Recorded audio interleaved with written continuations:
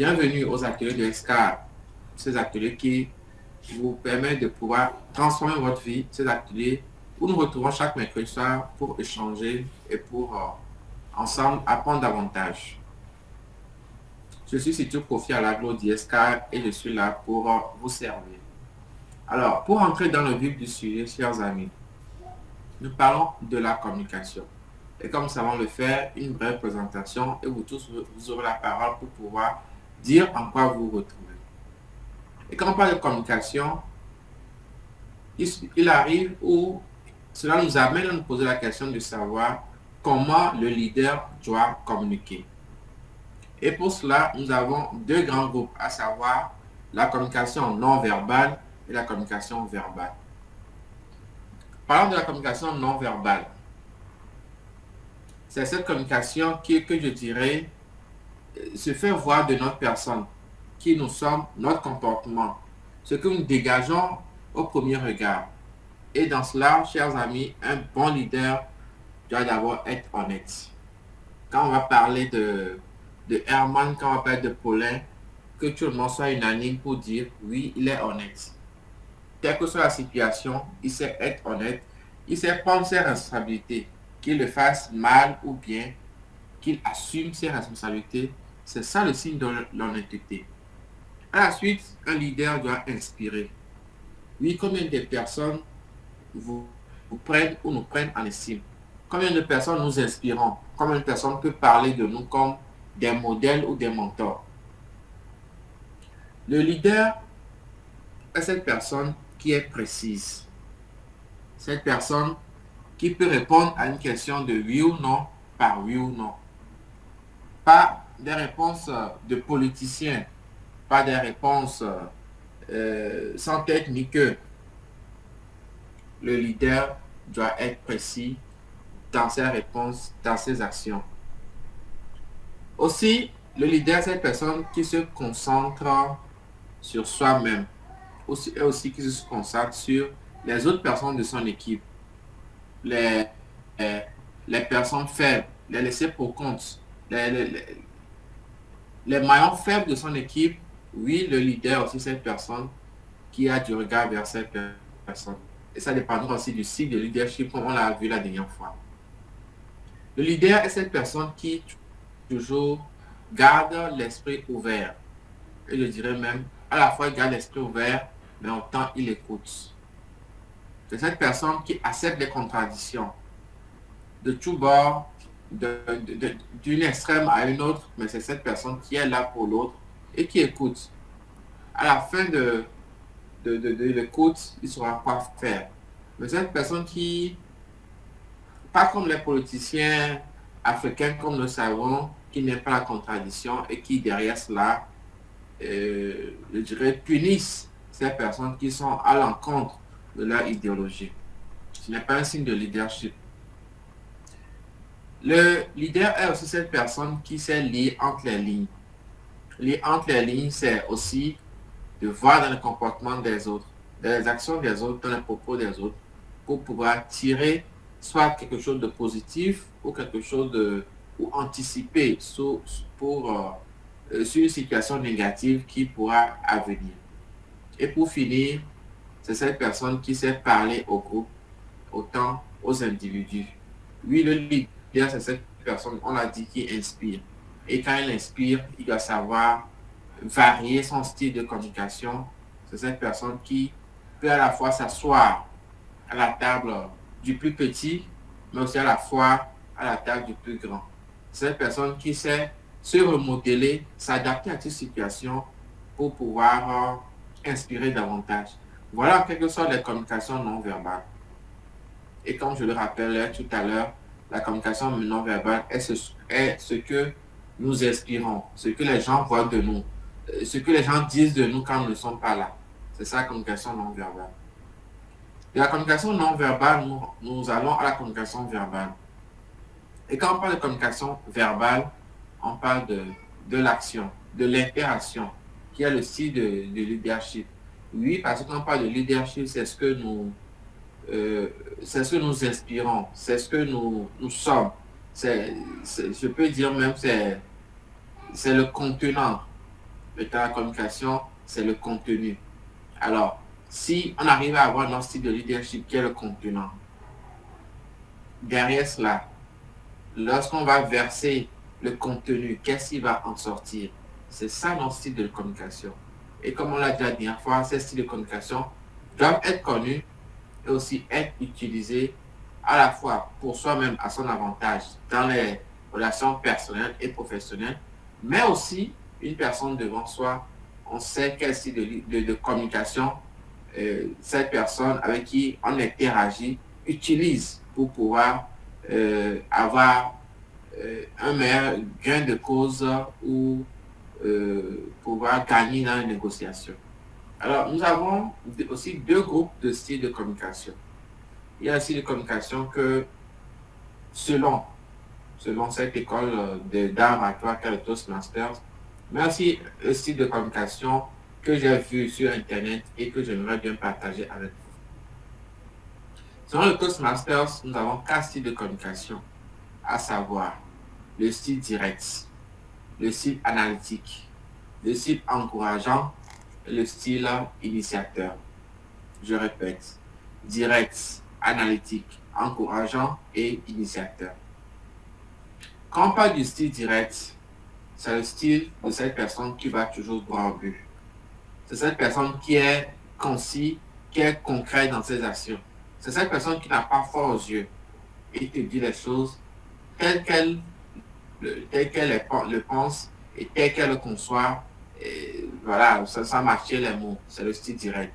C'est cette personne qui initie les discussions, initie tout style de communication pour pouvoir dire ce qu'elle a. Alors, vous savez bien, chaque style de communication autant a ses bons et mauvais côtés.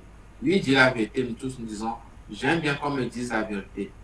Mais derrière cela, est-ce que c'est toujours bon? Il faut savoir quand être direct, quand aller droit au but et quand aussi amadouer la personne ou quand arrondir les bords. Alors, du style direct au style analytique, qu'est-ce qui en ressort? Le style analytique nous parle. Le style analytique nous parle des faits et des chiffres. Puis c'est cette personne qui communique selon les informations qu'elle a.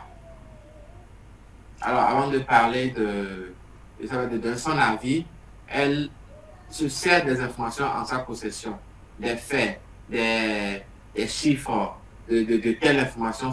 Et donc, elle rassemble autant d'informations avant de pouvoir donner son avis. C'est le style analytique. Et même de là, et quand on parle de faits, ce n'est pas que le fait on ne va pas parler d'études, mais des faits, des actions. C'est-à-dire, avant de dire que telle personne est peut-être un greffe voleur, c'est qu'il a eu la preuve de ce fait que telle personne a volé ou est sorti telle personne. Oui, cette personne n'est pas fiable. Quand on parle de fait, c'est que on dit que telle personne n'est pas bon techniquement, c'est qu'elle a déjà eu la preuve que cette personne a des lacunes dans tel domaine avant de pouvoir donner son avis. Donc c'est ça le style analytique. Le style encourageant, c'est cette personne qui est calme, détendue et qui dans cette discussion avec l'autre, je peux dire même c'est le style du leader coaching. C'est cette personne qui encourage, cette personne qui aide les gens à pouvoir être une meilleure personne, c'est cette personne qui, dans toute situation, essaie de détendre l'atmosphère pour pouvoir aider l'autre à créer une certaine communication. Pour la petite histoire, je me suis souvenu que lors d'un entretien d'embauche avec un directeur général bien âgé que je connaissais bien, mais il avait ce style encourageant. À la fois, il avait une mise de style encourageant et où à chaque fois, même si tu donnais des mauvaises réponses, il te disait toujours, mais vas-y. Des fois, même il commence la phrase avec toi. Il essaie de t'amener, mais des fois, avec le stress qu'il y avait, tu perds toujours les moyens. Mais oui, c'est un style vraiment qui aide beaucoup dans les styles de communication. Et on finit avec le style initiateur. Quand on parle d'initiation, on parle d'interaction, on parle de partage d'idées. Oui, c'est cette personne aussi qui aide les gens. Donc, je peux dire que c'est peut-être le style du leader innovant. Cette personne qui aide les gens à pouvoir être une meilleure personne, qui partage des idées, qui apporte des idées, qui est ouvert à toute discussion pour pouvoir faire mieux. Alors, je rappelle 4 styles selon le Toastmasters, à savoir le style direct, le style analytique, le style encourageant et le style initiateur. Ça va. Maintenant, selon les écoles de communication, on a aussi 4 styles de leadership. Qui sont, nous avons d'abord le style passif, le style agressif, le style passif-agressif et le style affirmé. Alors, quand on parle de style passif, c'est cette personne qui, et comme le nom le dit, est là et qui subit. C'est cette personne qui n'initie pas, mais qui est disponible à toute discussion. Donc, c'est comme cette personne qui applique au mieux la communication non verbale et qui laisse les autres agir sur soi. Le style agressif rejoint en quelque sorte le style direct, selon le Toastmasters, à savoir de cette personne qui agit, cette personne qui va vers les autres pour communiquer, c'est cette personne qui est ouvert sur l'extérieur. Maintenant, le style passif-agressif est comme le style encourageant. Le style encourageant où cette personne est là pour pouvoir, comment dirais-je, faire un mix entre les deux. Et quand il faut être direct, il essaie d'être direct, mais quand il faut être passif, il essaie d'être passif pour pouvoir créer une certaine relation. Et le style affirmé, qui est le style initiateur, qui a les mêmes caractéristiques que le style initiateur. Et c'est ce qui est vraiment, je peux dire, ce que les gens aiment. C'est ce qui est conseillé, si je peux le dire ainsi, le style affirmé. Affirmé parce que on a un brin du style encourageant, mais on initie, on est ouvert aux autres, on propose et on reçoit.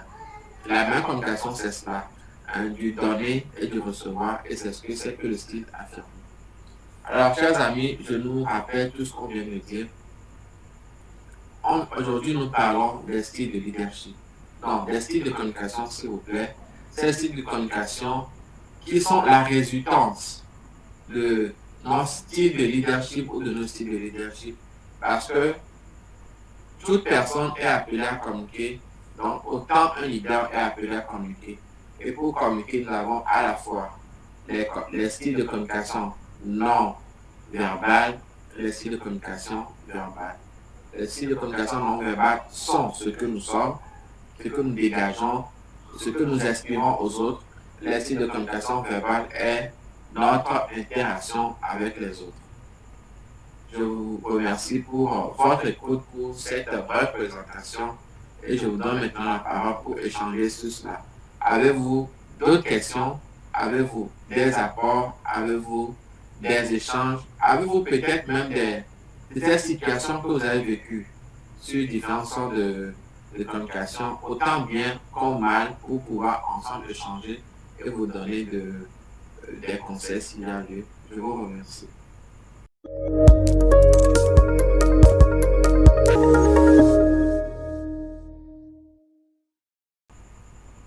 Oui, Gabriel. Oui, bonsoir, c'est tout. Bonsoir à tous. Et merci pour la présentation. En fait, pour moi, je me retrouve bon, selon mon analyse, je me retrouve dans le style direct. Où,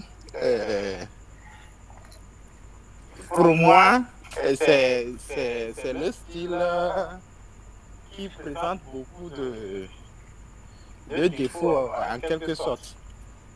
Parce que tu n'es pas patient pour écouter, pour analyser avant de retorquer. C'est-à-dire tu es direct, ce qui te vient à l'idée immédiatement, tu l'exprimes de la manière dont tu vas, tu l'exprimes.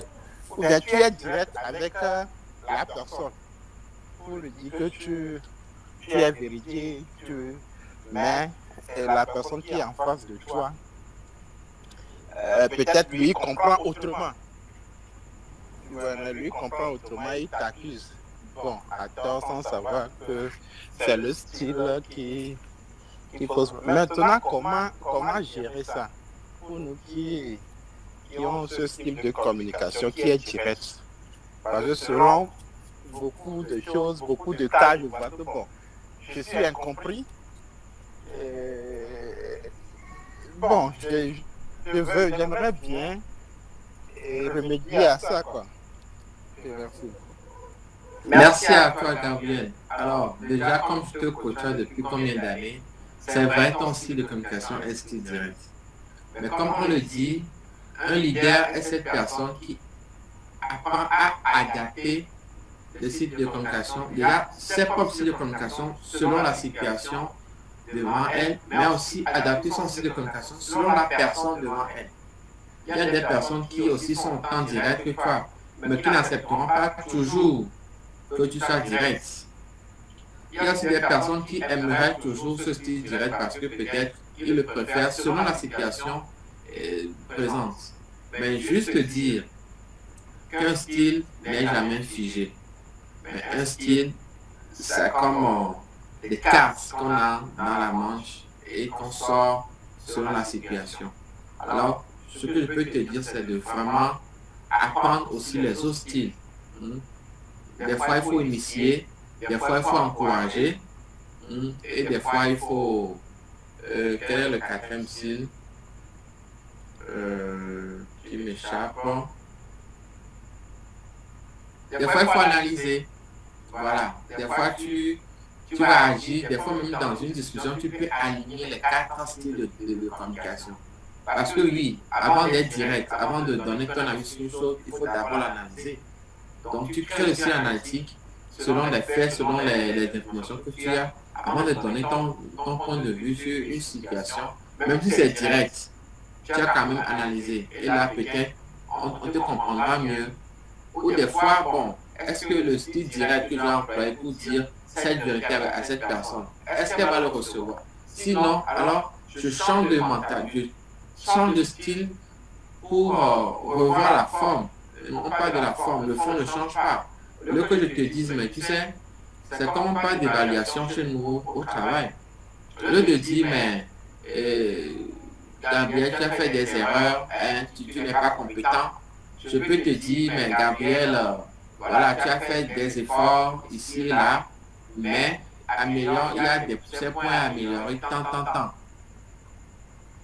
Alors qu'une personne qui va directement pour dire, mais voilà, c'est tout, apprends à faire ça, apprends à faire ça, mais où sont les points forts? Vous voyez?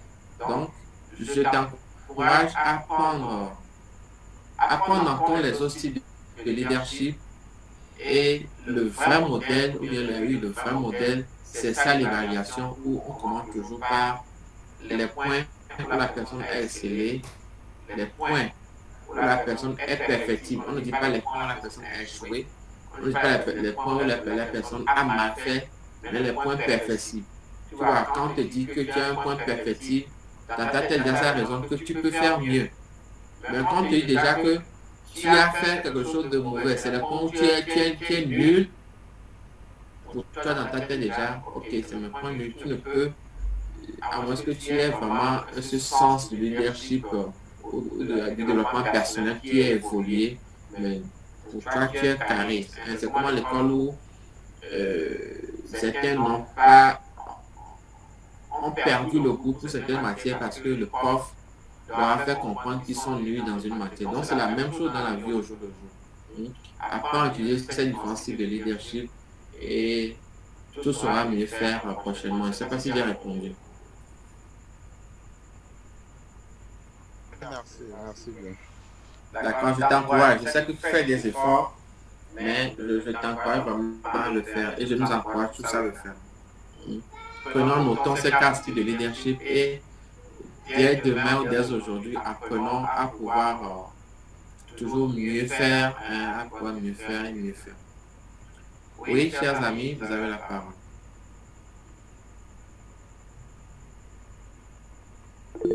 Oui, Herman.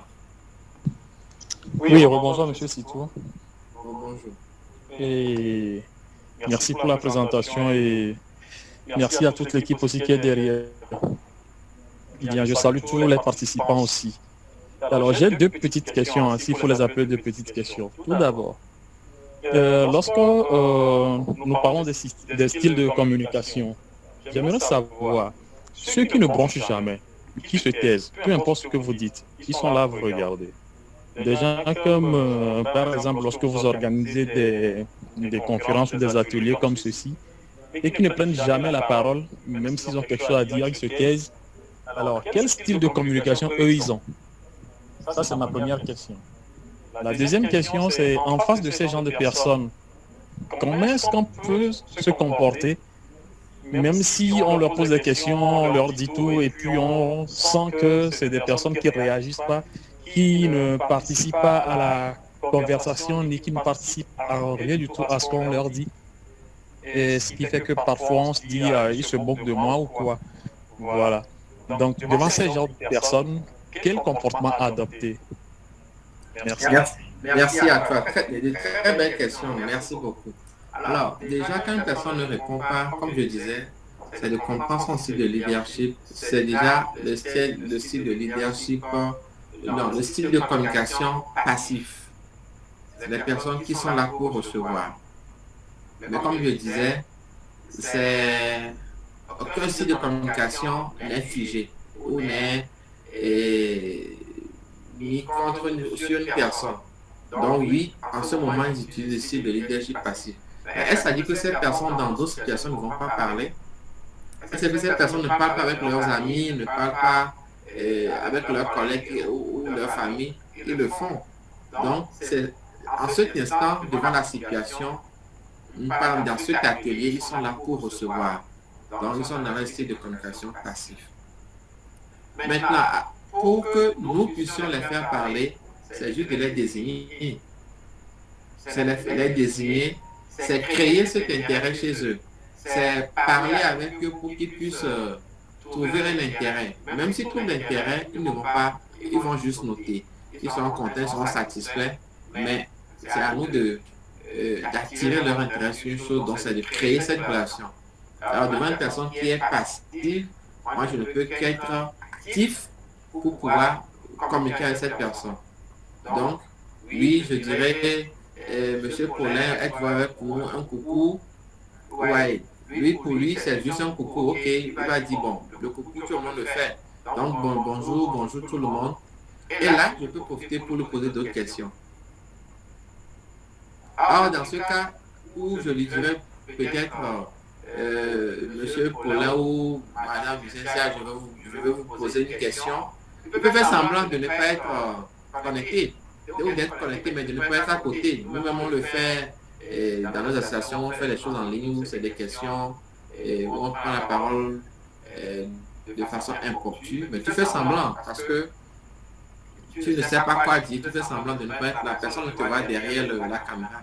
Mais voilà, en gros, c'est un style de communication que la personne emploie, passif, peut-être des fois par manque de confiance en soi ou par décision ou par situation. Quelqu'un qui est au travail peut-être ne peut pas ouvrir son truc pour parler. Mais devant ce style de communication qui est le style de communication passif, moi je dois utiliser d'autres styles de communication, à savoir le style de communication qui doit être actif ou passif-actif ou encourageant ou initiateur, ainsi de suite, mais trouver un style qui m'amène vers l'autre pour pouvoir interagir. Voilà ma réponse.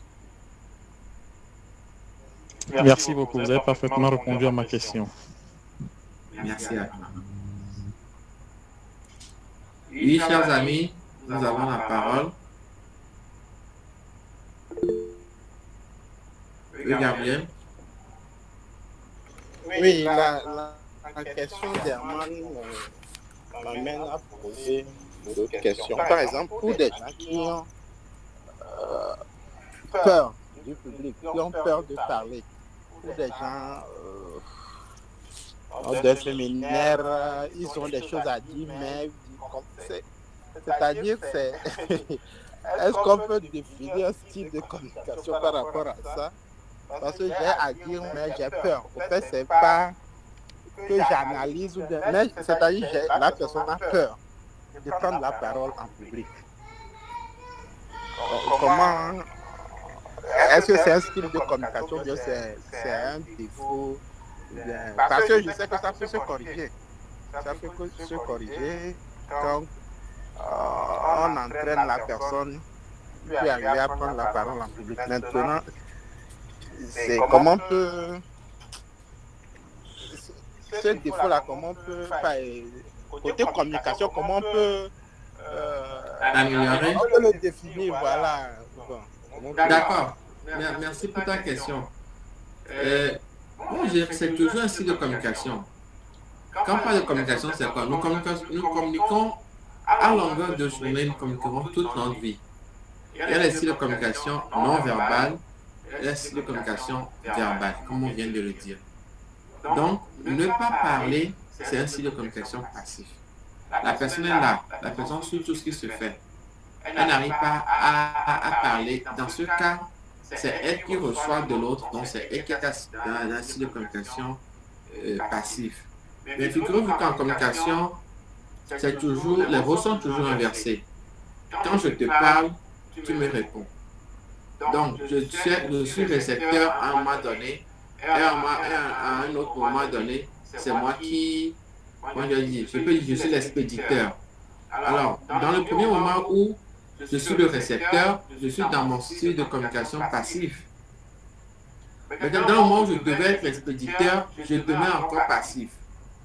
Donc, c'est là où la communication, je peux dire, se casse. Parce que à la fin, la même personne deviendra l'expéditeur et la même personne deviendra le récepteur. Donc, c'est vraiment un style de communication que la personne soit timide. Moi-même, je le suis, j'ai toujours dit à qui veut entendre. J'aime parler peu, mais j'analyse beaucoup avant de dire ce que j'ai à dire. Oui, c'est un style de communication. Maintenant, on travaille sur ça. On travaille sur ça en apprenant aussi à dire, à placer un mot lorsque l'autre aussi en place. On travaille sur ça en apprenant à avoir confiance en soi pour dire que quand j'ouvrais ma bouche, tout ce que j'ai dans ma tête, tout ce en quoi je pense, lorsque je vais ouvrir ma bouche, ne sera pas jugé de bête. Parce que c'est ça qui fait que les gens ne parlent pas. Qu'est-ce que les gens diront de ce que je suis en train de dire? Qu'est-ce que les gens penseront de ces idées que j'ai? Mais des fois, c'est les meilleures idées. Raison pour laquelle ces personnes... Pardon? Raison pour laquelle ces personnes sont appelées à utiliser d'abord le style de communication analytique pour mieux analyser ce qu'ils ont à dire et pouvoir parler. Mais je vous exhorte, chers amis, à toujours le faire parce que aucun leader ou bien personne n'est leader avec un style de communication, du moins un leader efficace avec un style de communication passif. Parce que oui, à un moment donné, il faut qu'on puisse véhiculer ce qu'on ressent, véhiculer ce à quoi on pense, nos convictions à d'autres personnes, pour mieux les inspirer, pour mieux les inspirer et les amener vers nous. Donc c'est très important. Gabriel?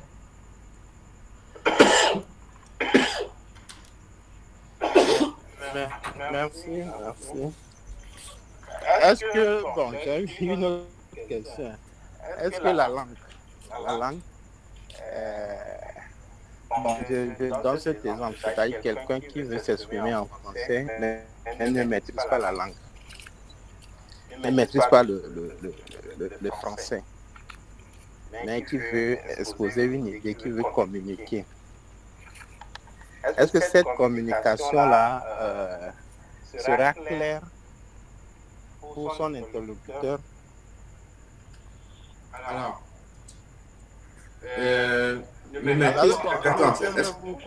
parce que vas-y. Il faut maîtriser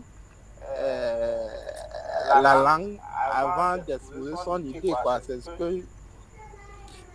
Bon, je ne sais pas si je fais comprendre ou... En fait, c'est pour dire la langue peut être une barrière pour une bonne communication. Ou bien la personne peut trouver un moyen de passer son message. Alors, je te dis juste un truc. C'est en Afrique francophone que nous trouvons que la langue est un problème.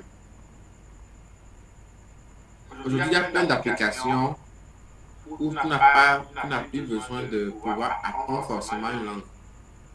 Tu vas en Turquie, tu as ton traducteur où tu dis ce que tu dois à l'application, tu donnes à la personne où tu montres. Même aujourd'hui, ça parle directement. Donc, tu n'as plus besoin d'écrire pour voir les mots. Donc, il y a à la fois écrit, il y a à la fois la transcription qui se fait directement. La personne écoute, la personne aussi parle, ça c'est tu écoutes. Ça parle. Figurez-vous juste une chose. On parle de communication non verbale et verbale. Mais le plus important, c'est la communication non verbale. Ça, je mets un accent sur ça. La communication non verbale fait, je ne sais plus combien, fait plus de 60 ou 75% du message que nous passons avec quelqu'un. Tu imagines, tu dis à quelqu'un, je suis content pour ta réussite, mais tu as une mine fermée. Excusez-moi. Je ne sais pas si vous voyez. Tu dis à quelqu'un, je suis rassasié ou je suis content pour ta promotion, mais tu as une mine foncée. Tu dis à une personne, je suis bien portant, mais tu as une mine de quelqu'un qui est malade. Vous voyez, donc, ce que nous disons compte pour moins de, je ne sais plus combien, mais moins de 40% du message que nous véhiculons. Ou peut-être même 20%. On va chercher tout à l'heure. Donc, en gros, la langue n'est pas un frein pour une communication. Sinon, je ne crois pas que les Igbo, les anglophones qui viennent faire des affaires à pays francophones, et c'est eux qui sont les plus nombreux, auraient pu faire ces affaires. Ils ont appris des mots un à un. Ils ont commencé avec leur français, des mauvais français avec des petits mots. Ils ont commencé comme il faut, mais quand tu vois la carrure de la personne s'inspire déjà. La personne dégage déjà quelque chose. Tu ne peux que communiquer avec cette personne. Donc voilà. Gabriel, c'est mon point de vue.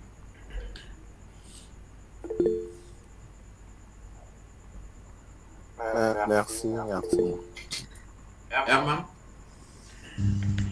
Oui, rebonsoir tout le monde. Alors, j'aimerais intervenir, rebondir sur le sujet de M. Gabriel, ce qu'il vient de dire par rapport à la langue. Je pense que ce qu'il aimerait dire, hein, ce que moi j'ai pu comprendre par là, c'est pas forcément dans la vie courante. Parce que dans la vie courante, on discute souvent avec ceux qu'on connaît et parler n'est pas tout à fait un problème. Même si on ne s'exprime pas très bien dans la langue choisie, on y va comme ça, grosso modo, et puis on exprime ça, voilà, son idéologie. Mais lorsqu'on se retrouve dans des situations comme les ateliers, par exemple, de SK, lorsqu'on se retrouve, par exemple, dans des conférences où il faut prendre la parole devant tout un monde, c'est là où le problème intervient.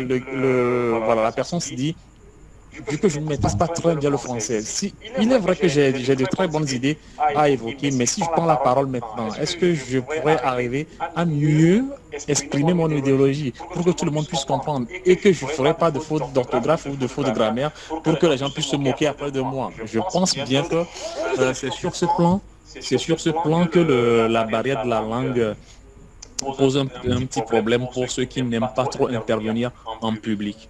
Je pense bien. Maintenant, j'ai une question. La fois dernière, lors de l'atelier du mercredi passé, vous avez parlé de leadership et aujourd'hui de la communication. Est-ce que le style de leadership de quelqu'un implique forcément son style de communication? Telle est ma question. Merci. Alors, déjà, pour ce que je disais, alors je viens de faire la recherche. La communication verbale compte pour 7%. Vous imaginez, ce que nous disons compte pour 7%. La communication non verbale compte pour 55 à environ 60%. Et la communication vocale, la communication non verbale, donc visuelle, compte pour 55%. La communication vocale, c'est-à-dire la voix, l'intonation et autres, compte pour 38%.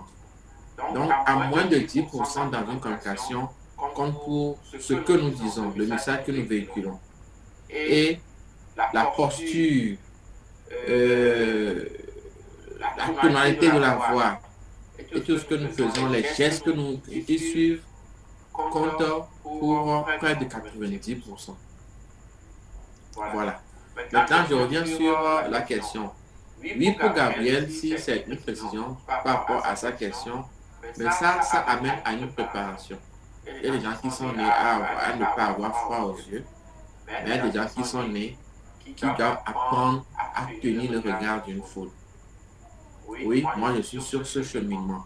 Et ça, il n'y a aucune autre école sur cette terre que le Toastmasters International. Moi je vous le dirai toujours à ceux qui sont proches de moi. Parce que moi, quand j'ai adhéré au Toastmasters il y a 4 ou 5 ans, je lorgnais les murs. Quand je viens une réunion, quand la réunion finit, je m'éclipse et je m'en vais. Même on fait des cocktails à la fin, mais je n'attends jamais à la fin des cocktails. Jusqu'au jour où j'ai commencé par faire un discours, 2 discours, prendre des rôles, ainsi de suite. Et la confiance vient parce qu'à chaque fois que tu le feras, quelqu'un l'applaudit. Mais ça c'est bien fait, ça c'est amélioré, ainsi de suite, ainsi de suite. Aujourd'hui, voilà, je suis délégué du personnel, je suis président d'un club, voilà, avant même pour danser devant les gens, tu te demandes, est-ce qu'on ne te regarde pas? Aujourd'hui, parce que oui, je suis allé aussi apprendre à danser, avec cette confiance que j'ai acquis en moi, même si je fais des faux pas, je sais que tout le monde fait des faux pas. Et voilà, je suis concentré sur moi. Donc voilà, c'est une chose très importante pour la confiance en soi. On ne se lève pas pour dire maintenant, demain je peux le faire. Mais séance et séance et séance et séance, autant de fois et en apprenant de ses erreurs. Et le cadre où on se sait le mieux, parce que tu as la chance de pouvoir parler autant de fois et très souvent, c'est au Toastmasters International. Parce que ailleurs, quand je prends les clubs service, c'est rare que tout le monde prenne la parole. Quand je prends la JCI, c'est de temps en temps qu'on vient faire des formations en oratoire, ainsi de suite. Mais au Toastmasters, c'est ça la base même de sa formation, où tout le monde est appelé à prendre la parole au moins à chaque réunion, ou voilà, et autant de fois qu'il le faut. Donc vous imaginez vous-même, quand vous quittez le boulot ensemble, quand d'autres sont en train de regarder la télé, vous avez dans les 2 heures où les gens sont en train de faire autre chose de concret, vous avez gagné en exercice. Parce que vous avez la chance de parler devant les gens. Donc c'est normal que demain, lorsqu'on dira, mais Monsieur Gabriel, on vous invite à représenter votre société dans tel truc là pour aller faire un discours de bienvenue, ainsi de suite, ou voilà, tout naturellement, hein, vous ne pouvez que qu'être bien formé pour pouvoir dire ce que vous avez à dire, passer ce message valablement pour représenter votre société. Donc c'est ça. Maintenant, Emma, j'ai oublié ta question. Oui, ma question était le rapport entre le leadership et la communication. Alors, moi je dirais que ça va de pair. Ça va de pair. Comme je faisais l'exemple, le contenant. Le contenant, c'est le leadership et le contenu, c'est le style de communication. Autant je disais que, autant pour le style de communication, autant pour le style de leadership, on a les principaux qui nous caractérisent, mais on a aussi les autres qu'on peut utiliser à profusion et selon la situation devant nous. Donc oui, à mon avis, un style de leadership ou les non-styles de leadership ont une relation intrinsèque avec le style de communication que nous dégageons. Je donne l'exemple. Quelqu'un qui a un style de leadership du coaching, le coach ne sera jamais direct. Vous êtes d'accord avec moi? Le coach, il a trouvé les bons mots pour pouvoir passer son message. Donc, ne peut jamais utiliser le style direct ou l'utilisera dans des cas extrêmes. Voilà. Alors que le style de leadership autoritaire, lui, ne peut qu'être direct. Vous imaginez, il ne peut qu'être direct parce que il est sûr, il est confiant de ce qu'il a à dire, confiant de ses expériences, donc il vous dit, faites ci. Même si vous le dites, non, il vous dit, c'est moi qui ai l'expérience puisque je suis votre chef. Je vous dis, faites-moi comme ceci. Après, c'est comme dans l'armée, quoi. Donc, forcément, les styles de leadership ont un lien direct avec les styles de communication. Amen. Oui, merci beaucoup pour la réponse. Je suis parfaitement d'accord et je suis satisfait. Tout ce que je vous invite. Oui, vas-y. Non, vas-y d'abord. Donc, je nous invite à apprendre autant on a appris nos styles de leadership, autant il faut qu'on arrive à définir nos styles de communication. D'accord, merci. Alors, ce que j'ai à ajouter, c'est tout simplement ce que vous avez dans la gorge qui vous tracasse un tout petit peu là. J'ai une bouteille de whisky à côté, si vous voulez, je peux venir vous donner un peu. Merci beaucoup. C'est ça que je n'ai pas encore pris ce soir qui me met dans cette table. Mais je me suis dit que commencez par boire devant les gens, ils vont me traiter de tous les noms. Donc, juste après, je vais passer à la maison. Super. Allez, mes chers, vous avez la parole. Ceux qui n'ont pas encore parlé, ceux qui adoptent le style de communication passif ce soir, vous avez la parole. Pour un mot, pour écrire. Il y a Paulin, il y a Victor, il y a Blandine, il y a Cornel qui nous a rejoint. Vous avez la parole.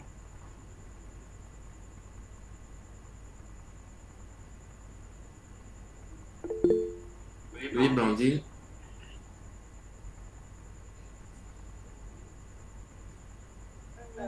Bonsoir tout le monde. Bonsoir, cher ami. Bonsoir.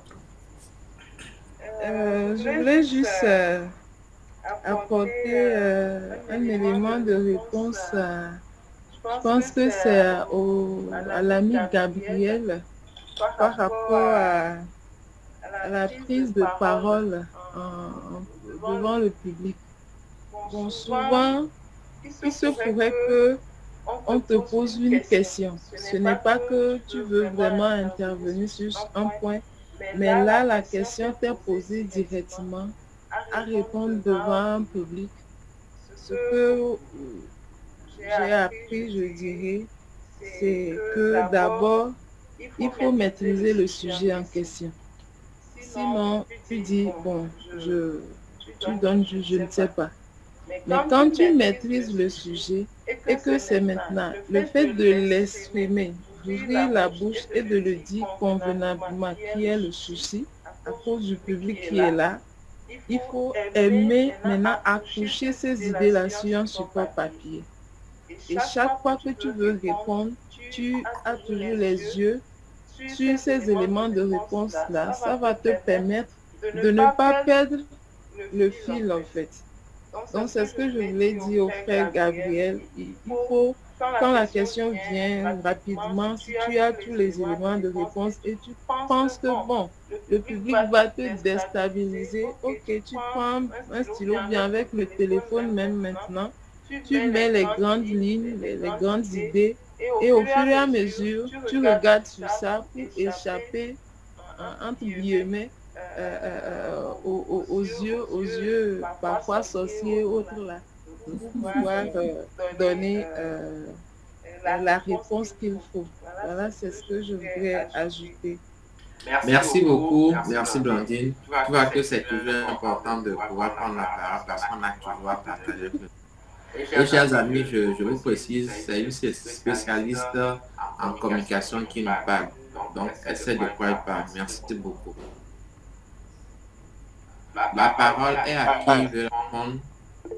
Ah, juste dire, bon, je, je peux aller? Oui, s'il te plaît. Ah, ok, merci. Alors, juste dire merci à Blandine pour ce petit cours que je viens de recevoir. Ok, merci bien. Donc, si tu veux des cours approfondis, elle n'est pas assez chère. Hein. Je suis son manager, tu passes par moi et puis on te fait une petite cotation. Ok, bien noté. Oui, chers amis, on a encore quelques petites minutes. Oui, Blondie. Oui, j'ai une question qui est un peu vaste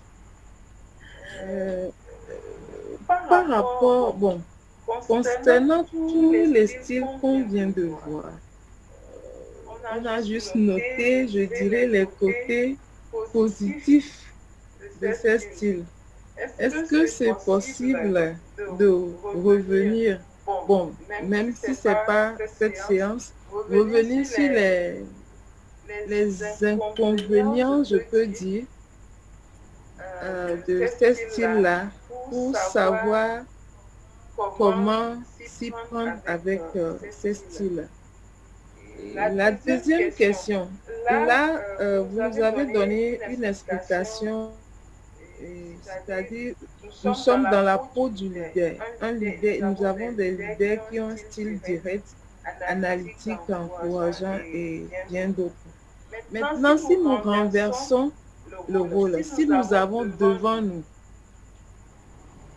ces personnes-là qui ont un style, par exemple, je pense que je me trouve dans un style analytique et que j'ai devant moi quelqu'un de style direct.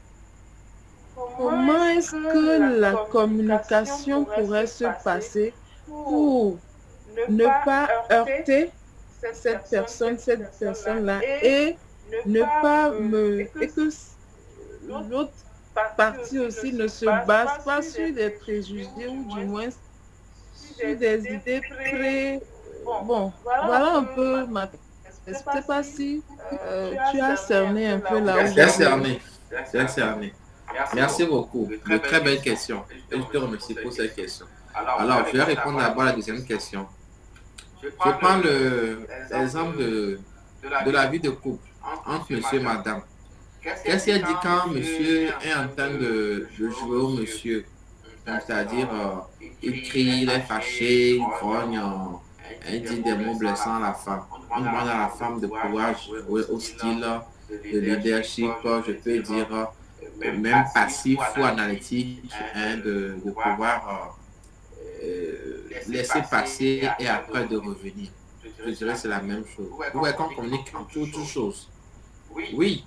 Donc, dans ce style où je suis en discussion avec quelqu'un, la personne est directe et je trouve que le but de la discussion ne sera pas atteint, les objectifs ne seront pas atteints. Je prends simplement mes distances où je pose cette discussion, quitte à revenir plus tard à la charge lorsque les idées seront mieux apaisées. Voilà. Donc, forcément, ces styles nous suivent à longueur de journée. Autant moi, je peux me trouver dans un style direct, autant l'autre aussi pourra utiliser un style direct. Alors, deux styles directs, moins fois moins, moins contre moins, ne peuvent que se repousser. Mais derrière, en face d'un style direct, il faut un style soit passif ou un style plus initiateur pour pouvoir gérer la situation. Donc, voilà ma réponse. Pour les inconvénients, je dirais qu'il n'y a pas d'inconvénients précis qu'on peut donner. Mais par contre, ce qu'on peut dire, c'est que les inconvénients diffèrent des situations. Je prends l'exemple d'un style direct où nous sommes en communauté ou bien même, voilà, quand je viens de dire en couple, où au lieu de discuter d'un sujet et cas sur table pour pouvoir trouver une solution, le monsieur qui emploie le style direct, alors pour rompre cette communication, cette discussion qui est en train d'être faite, on ne peut pas atteindre le but. Donc, les défauts du style direct, c'est que des fois, quand ça n'arrive pas à atteindre les objectifs, parce que surtout quand c'est deux personnes qui ont qui sont au même palier. Peut-être entre un chef et son suppléant ou son collaborateur, oui, ça peut encore aller. Mais dans une négociation, le style direct ne marchera pas.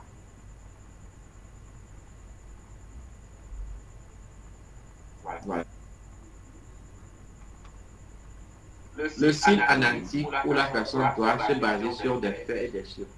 Mais vous savez bien que dans certaines communications, on n'a pas toujours tous les éléments pour pouvoir donner son point de vue. Donc lui, dans ce cas, il est lésé. Et s'il veut toujours se cramponner à ce style analytique, il ne peut pas donner de réponse à cette question parce qu'il n'a pas forcément les éléments ou n'a pas de fait devant soi. Le style encourageant, c'est le style de cette personne qui crée une certaine symbiose. Mais ça rejoint le style...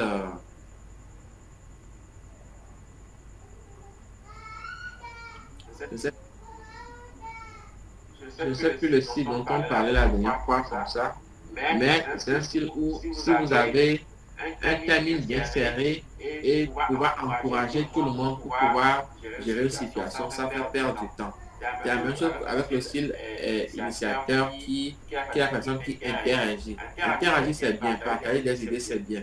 Mais dans quel timing? Quels sont les objectifs liés à la situation en cours? Donc oui, je confirme, on peut aller plus en détail prochainement, mais je confirme que chaque style a ses points forts et ses points perfectibles, mais selon la situation dans laquelle on veut les employer. Voilà mes réponses. Donc, je ne sais pas si j'ai répondu. Oui, c'est bon. Vous avez parfaitement répondu. Merci. Merci à toi.